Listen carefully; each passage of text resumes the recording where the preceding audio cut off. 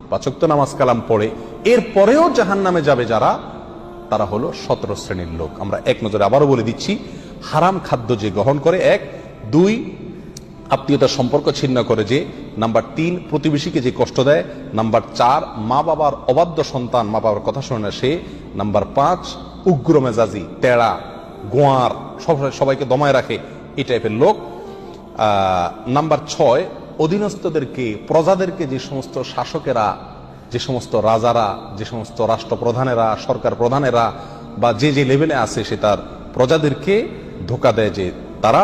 Number 7 অন্যের সম্পদকে অন্যায়ভাবে আত্মসাৎকারী ব্যক্তি। নাম্বার 8 উপকার করে কারোর খোঁটা দেয় যে ব্যক্তি, সে জান্নাতে যাবে না।